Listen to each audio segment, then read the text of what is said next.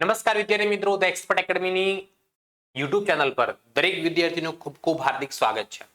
આજે આપણે આ લેક્ચરની અંદર ધોરણ 12 નો વિભાગ E ના ચેપ્ટર નંબર 1 ના બે દાખલા બાકી છે. પહેલો, બીજો, ત્રીજો દાખલો આપણે લાસ્ટ લેક્ચરની અંદર જોઈ લીધો છે. આજે આપણે આ લેક્ચરની અંદર ચોથો અને પાંચમા દાખલાની ગણતરી કરવા જઈ રહ્યા છીએ. આ યુટ્યુબ ચેનલ પર તમને પ્રથમ પરીક્ષા હોય, દ્વિતીય પરીક્ષા હોય કે વાર્ષિક પરીક્ષાનું સંપૂર્ણ એસાઇનમેન્ટનું સોલ્યુશન મળી જશે. એટલે જે પણ વિદ્યાર્થી મિત્રોએ હજુ સુધી the expert academy YouTube channel subscribe ન કરી હોય તો સબસ્ક્રાઇબ કરી દો, લાઈક કરી દો અને તમારા મિત્રો સુધી શેર કરવાનું બિલકુલ ભૂલતા નહીં. તે ઉપરાંત નીચે ડિસ્ક્રિપ્શનની અંદર ટેલિગ્રામ ગ્રુપની લિંક, જેની અંદર તમને એમસીક્યુ નું સોલ્યુશન આન્સર સાથે મળી જશે. એ ઉપરાંત વોટ્સએપ ગ્રુપની લિંક અને ધ એક્સપર્ટ એકેડમીની એપ્લિકેશનની લિંક આપેલી છે. એ લિંકનો ઉપયોગ કરીને તમે સીધા જ ધ એક્સપર્ટ એકેડમીના સુપ્રીમ બેચની અંદર જોડાઈ શકો છો.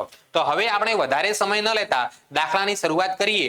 દાખલા નંબર ચોથો અને પાંચમો. તો ત્રીજો દાખલો હું નીકાળું છું. Question number 3. ઓકે, આ ત્રીજા નંબરનો દાખલો થઈ ગયો છે લાસ્ટ લેક્ચરની અંદર. આજે આપણે ચોથો અને પાંચમો કરીશું. ગૌતમ અને ગિરીશ એક પેઢીના ભાગીદારો છે. કોણ કોણ ભાગીદારો છે? ગૌતમ અને ગિરીશ. 1/4/2024 ના રોજ તેમની મૂડી અનુક્રમે 40,000 અને 30,000 છે. ભાગીદારી કરારનામામાં નીચેની શરતો છે. મૂડી પર 10% લેખે વ્યાજ આપવાનું છે, જ્યારે ઉપાડ પર 12% લેખે વ્યાજ વસૂલ કરવાનું છે. ગિરીશને માસિક 200 લેખે પગાર આપવાનો છે. ગૌતમે તારીખ 1/10/2024 ના રોજ 3,000 નો ઉપાડ કર્યો છે, જ્યારે આ જ તારીખે ગિરીશે પેઢીને 5,000 ની લોન આપેલ છે. ગિરીશે લોન પર યોગ્ય દરે વ્યાજની માંગણી કરી છે. તારીખ 31 માર્ચ 2025 ના રોજ પૂરા થતા વર્ષના ઉપરોક્ત હવાલા ધ્યાનમાં લીધા સિવાય પેઢીનો નફો કેટલો છે? 18,670 રૂપિયા હતો.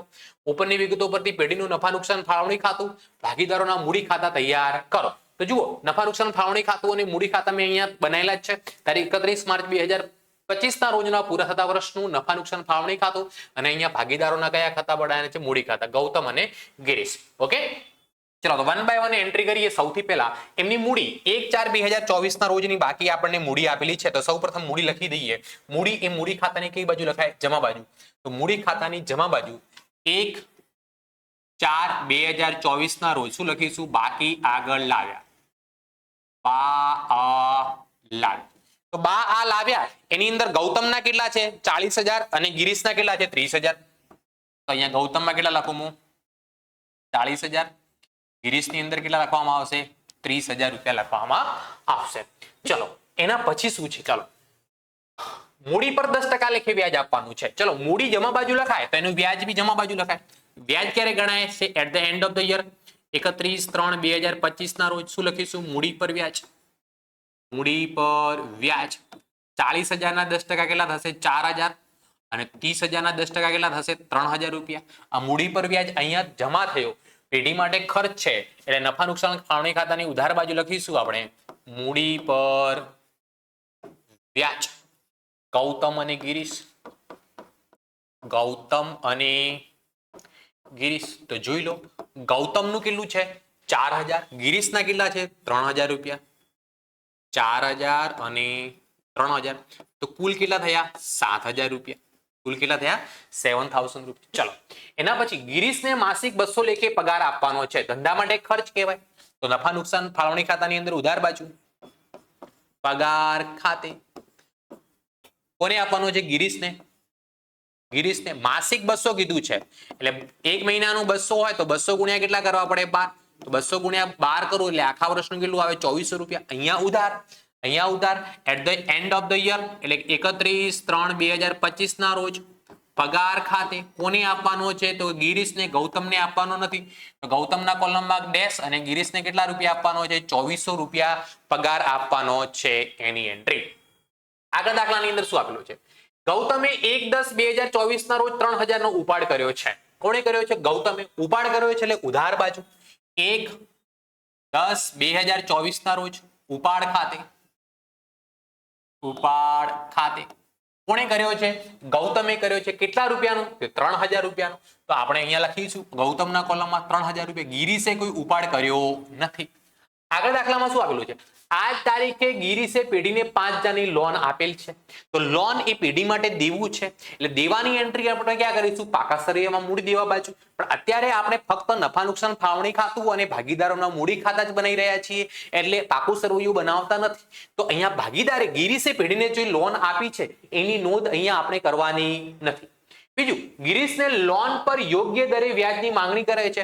ગિરીશ કોણ છે? તો કે ભાગીદાર છે. ને તમે જાણો છો 1932 ના ભાગીદારી કાયદા મુજબ પેઢીએ ભાગીદારને લોન પર 6% લેખે વ્યાજ આપવું પડે. પરંતુ 6% લેખે જે વ્યાજ ચૂકવવાનું થાય છે એ વ્યાજની એન્ટ્રી ક્યાં થાય? એક તો નફા નુકસાન ફાળવણી ખાતાની ઉધાર બાજુ નફા નુકસાન ખાતાની ઉધાર બાજુ લખાય. ભાગીદારની લોન પરનું વ્યાજ પેઢીનો ખર્ચ છે, ખર્ચ હોવાથી એને નફા નુકસાન ખાતાની ઉધાર બાજુ લખવામાં આવે છે, નફા નુકસાન ફાળવણી ખાતામાં લખવામાં આવતું નથી. એ દરેક વિદ્યાર્થીએ ખાસ ધ્યાન રાખવાની જરૂર છે.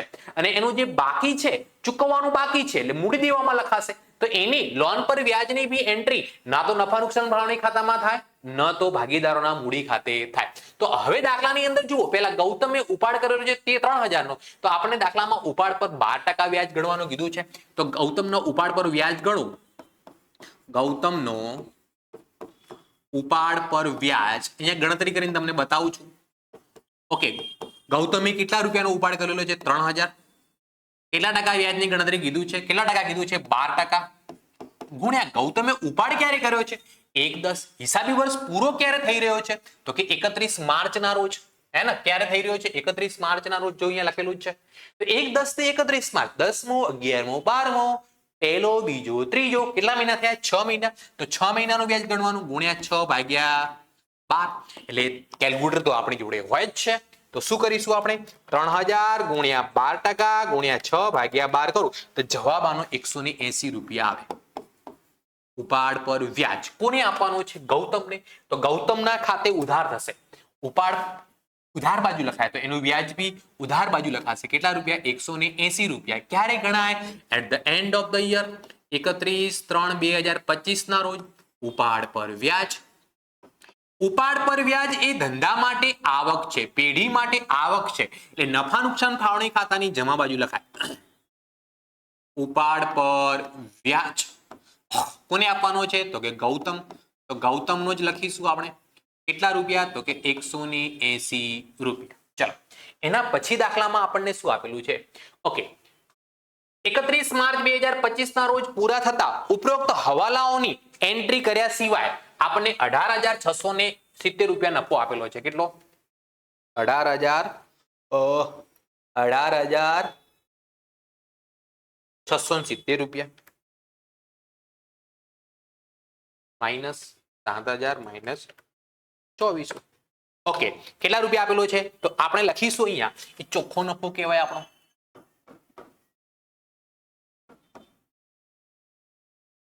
ચોખ્ખો નફો એટલો આપેલો છે. ચોખ્ખો નફો ક્યાં ગયો? 18,670 રૂપિયા. તો હું અહીંયા લખીશ 18,670 રૂપિયા. 18,670 વત્તા કેટલા કરું? 180. 18,670 પ્લસ 180 કરું. આનો સરવાળો કેટલો આવે? 18,850 રૂપિયા. આ બાજુ બી લખું હું 18,850 રૂપિયા. અહીંયાથી ઉધાર બાજુની બધી એન્ટ્રી માઇનસ કરો. 7,000 માઇનસ 2400 કેટલા રૂપિયા વધે? 9,450 રૂપિયા. આ કયો નફો કહેવાય? તો કે વહેંચણી પાત્ર નફો. કોને કોને મળે? તો કે ભાગીદારોને મળે. કોણ કોણ ભાગીદાર છે? ગૌતમ અને ગિરીશ. કયા પ્રમાણમાં ભાગીદાર નફો નુકસાન વેચી રહ્યા છે એવું દાખલામાં કહેલું છે? તો કે સાહેબ એવું તો ક્યાં આપણે જોયું નથી. તો સરખા પ્રમાણમાં એટલે ભાગ્યા 2 કરું તો 4,725 રૂપિયા ગૌતમના, 4,725 રૂપિયા ગિરીશના. અહીંયા ઉધાર, અહીંયા જમા. 31 માર્ચ 2025 ના રોજ ક્યાંથી લાયા? તો કે નફા નુકસાન ફાળવણી ખાતાથી. તો એ નફો કયો કહેવાય? તો કે વેચણી પાત્ર નફો કહેવાય. કેટલા રૂપિયા આવ્યો? આનો 4,725 અને આ ભાગીદારનો બી 4,725. નાઉ હવે આપણે શું કરવાનું રહ્યું? સરવાળો બંને બાજુનો, બંનેને મૂડી ખાતાનો. તો સૌથી પહેલા ગૌતમનો 40,000, 4,000, 4,725. આનો સરવાળો કેટલો થાય? 48,725. આ બાજુ બી કેટલા લખો હું? 48,725 માંથી બાદ કરું 3000 ની એન્ટ્રી ને 180 ની એન્ટ્રી તો 45500 કેટલા વધે 45500 ને 45 રૂપિયા 45500 ને 45 રૂપિયા 31 માર્ચ 2025 ના રોજ બાકી આગળ લઈ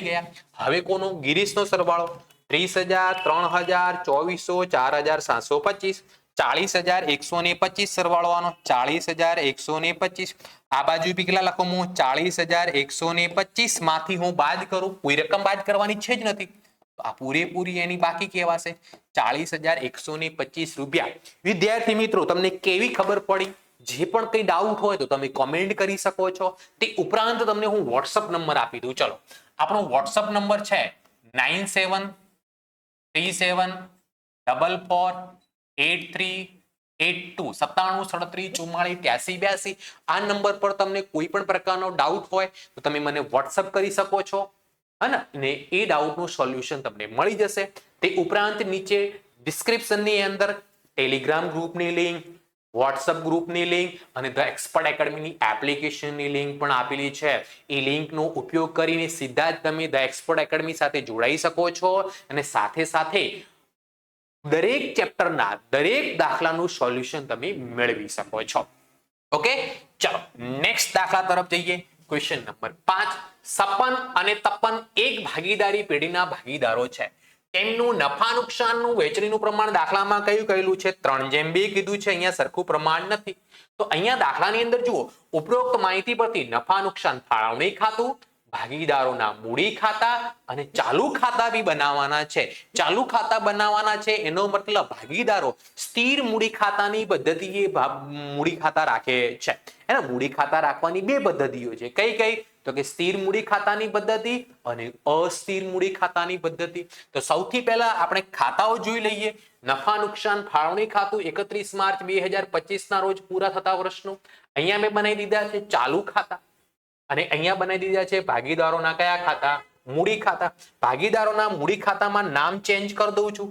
નામ શું લખવાનું છે 56 અને 53 S અને T તો અહીંયા મધુ નામ લખેલું છે કેન્સલ કરી દઉં છું મધુ અને સુધા કેન્સલ મધુ અને સુધા કેન્સલ ચલો અહીંયા હું નામ ભાગીદારના શું છે 56 અને 53 તો 56 નો S લખી દઉં તો 53 નો T લખી દઉં 56 નો S લખી દઉં 53 નો T લખી દઉં ઓકે ચલો હવે આપણે 1 બાય 1 એન્ટ્રી કરતા જઈશું અને વાંચતા જઈશું દાખલો ઓકે તારીખ 1/4/2024 ના રોજ તેમના ભાગીદારોની કુલ મૂડી 90000 છે જે સ્થિર મૂડી છે ને ભાગીદારોની મૂડીનું પ્રમાણ 5:4 ના પ્રમાણમાં છે કઈ પ્રમાણમાં છે 5:4 ના પ્રમાણમાં તો જુઓ 56 ની મૂડી કેટલી આવે 56 ની મૂડી કુલ મૂડી આપણને દાખલામાં કેટલી આપેલી તો કે 90000 રૂપિયા આપેલી સાહેબ એમાં 56 નો ભાગેલો છે 5 અને 5 ને 4 9 તો એનો મતલબ 56 ના કેટલા રૂપિયા આવે મૂડીના 50000 રૂપિયા તો જ્યારે સાહેબ 53 ની વાત કરો તમે તો 53 ને કેટલા મૂડી આવે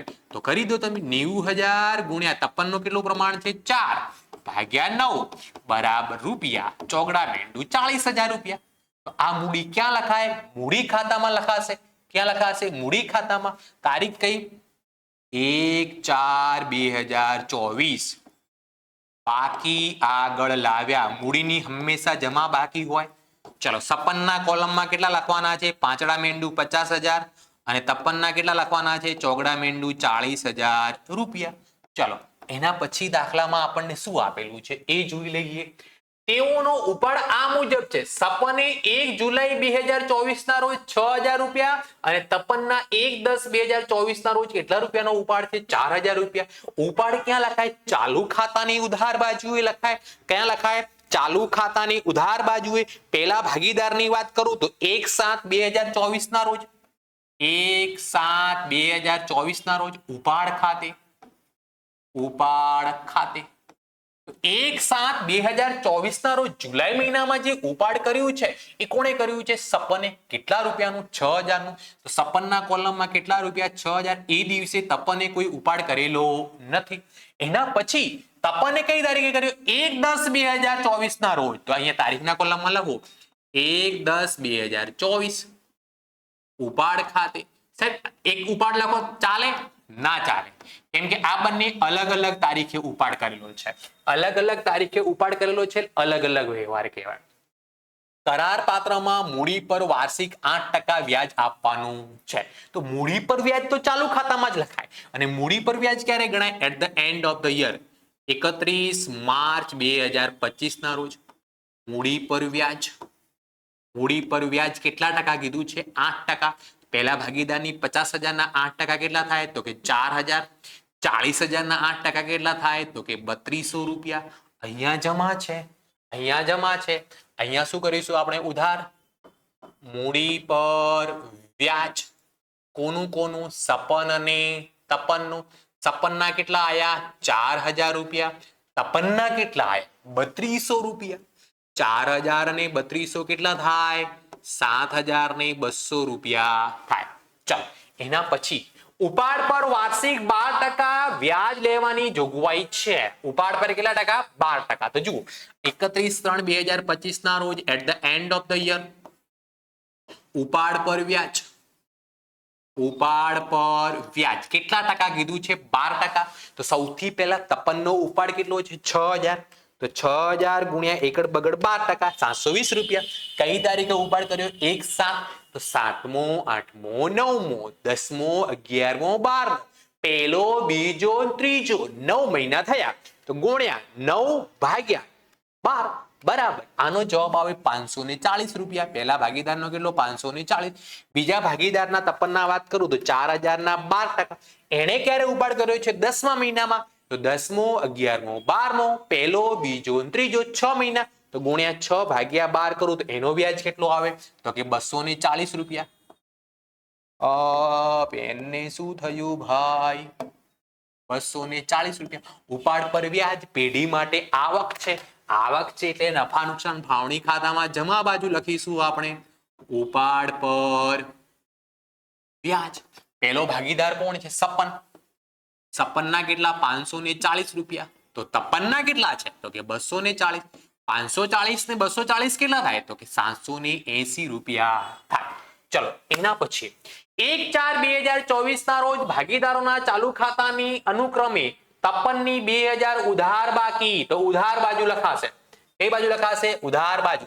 ઉધાર બાજુ સૌથી પહેલા 1/4/2024 ના રોજ બાકી આગળ લાવ્યા. બાકી આગળ લાવ્યા. પહેલા ભાગીદારના કેટલા છે? 2,000. તો અહીંયા સપનના કોલમમાં કેટલા લખું? 2,000. તપનને શું છે? તપનનું ઉધાર છે કે જમા? ચાલુ ખાતા 2,000 ઉધાર કોના હતા? ચાલુ ખાતા અનુક્રમે તપનના 2,000 ઉધાર અને સપનના 3,000 રૂપિયા જમા છે.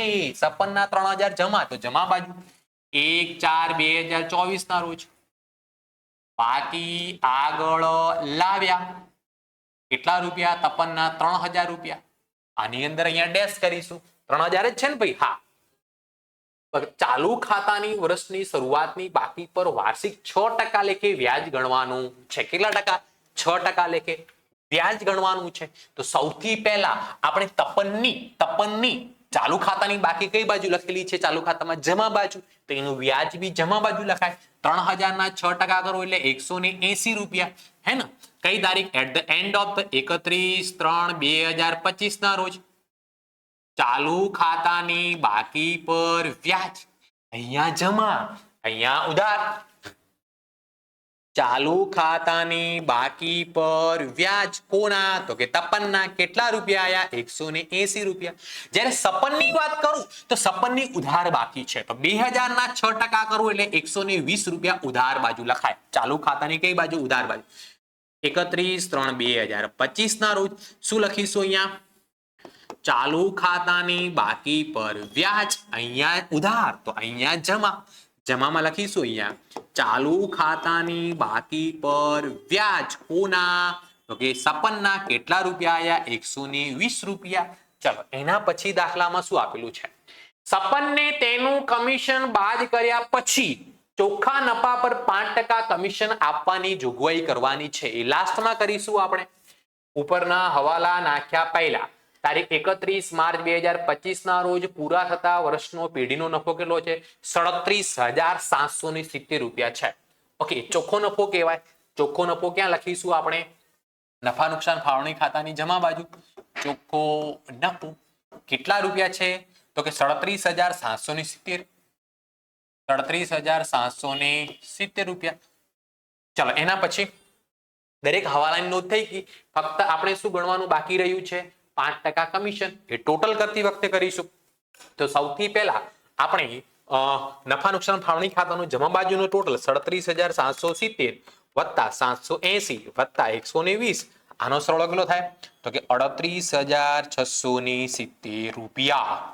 આ બાજુ બી લખું હું 38,670 રૂપિયા. એની અંદરથી ઉધાર બાજુના માઇનસ કરો 7,200 માઇનસ 180 કેટલા રૂપિયા વધે 31,290 રૂપિયા વધે. કેટલા રૂપિયા 31,290. પણ આપણે દાખલામાં કોને કમિશન આપવાની વાત કરેલી છે 56 ને હે ને 56 ને. તો અહીંયા લખીશું કમિશન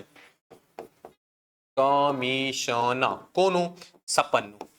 કેટલા રૂપિયા વધ્યા આપણી જોડે 31,290 ના કેટલા ટકા કીધું છે 5%. પણ કમિશન આપ્યા બાદ વધતા નફાના કીધું છે. આ તો કમિશન બાદ કર્યા પહેલાનો છે એટલે ભાગ્યા 105 થાય ગુણ્યા 5 ભાગ્યા 105 એટલે જવાબ કેટલો આવે 1490 રૂપિયા 1,490. આ કમિશન છે 56 નું તો એના ખાતે જમા થશે 31/3/2025 ના રોજ કમિશન કેટલા રૂપિયા 1,490 56 ના કોલમમાં. ઓકે ચલો હવે આપણો કેટલા રૂપિયા નફો હતો 31,290 માંથી 1490 રૂપિયા તો આપણે કમિશન આપી દીધું. આપણી જોડે વેચણી પાત્ર નફો કેટલો વધ્યો 29,800 રૂપિયા. કેટલા રૂપિયા 29,800. લખીશું આપણે વેચણી પાત્ર નફો 56 અને 53 ને કયા પ્રમાણમાં વેચવાનો છે 3:2 ના પ્રમાણમાં. કયા પ્રમાણમાં 3:2 ન જોઈ લો શરૂઆતમાં જ આપેલું છે.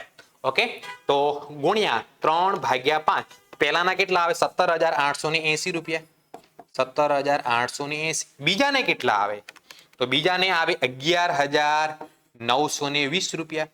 અહીંયા ઉધાર તો એમના ચાલુ ખાતે જમા થશે 31 માર્ચ 2025 ના રોજ વેચણી પાત્ર નફો. ચલો પહેલા ભાગીદારનો કેટલો છે 17,880 રૂપિયા. ચલો બીજા ભાગીદારનો કેટલો છે 11,920 રૂપિયા 11,920. ઓકે હવે આપણે ચાલુ ખાતાનો સરવાળો કરવાનો છે. તો સૌથી પહેલા ચાલુ ખાતાની સરવાળાની વાત કરું તો 56 નો જમા બાજુનો વધારે દેખાય છે. જમા બાજુ કરું 4,000 1490 17,880 આનો સરવાળો 23,370.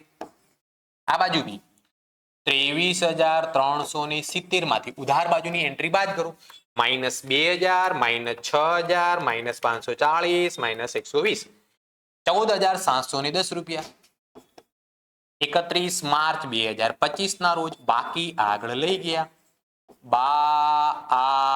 લઈ ગયા. ચલો હવે 53 નો સરવાળો 3,180 3200 11,920 આનો સરવાળો કેટલો થાય 18,300 રૂપિયા 18,300. આ બાજુ બી 18,300 18,300 માંથી સૌથી પહેલા 4,000 -240 બાદ કરું એટલે 14,060 રૂપિયા. કેટલા વધે છે 14,060 રૂપિયા વધે છે. ઓકે ચલો હવે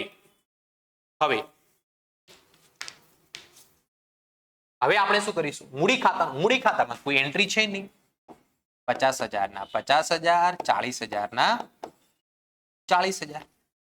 આ બાજુ બી 50,000 ના 50,000 40,000 ના 40,000. ઓકે ચાલો હવે અહીંયા આ લઈ ગયા 31 માર્ચ 2025 ના રોજ બાકી આગળ લઈ ગયા. પહેલા ભાગીદારના કેટલા 50,000 બીજા ભાગીદારના કેટલા 40,000 રૂપિયા. કમ્પ્લીટ વિદ્યાર્થી મિત્રો ખબર પડી તમને? કોમેન્ટની અંદર તમે યસ અથવા નો જણાવી શકો છો. નેક્સ્ટ લેક્ચરની અંદર તમારા માટે હું લઈને આવી રહ્યો છું પ્રવેશ અને નિવૃત્તિના દાખલાનું એસાઇનમેન્ટનું સોલ્યુશન. એટલે નેક્સ્ટ વિડીયો જોવાનું ભૂલતા નહીં. એ તમે સૌથી પહેલા the expert academy YouTube channel subscribe કરી દો અને ઓલ નોટિફિકેશનનું ઓન કરી દો એટલે તમને મેસેજ મળી જશે. તો મળીએ છીએ આપણે નેક્સ્ટ લેક્ચરની અંદર. Thank you so much. ખૂબ ખૂબ આભાર. Tata bye bye see you.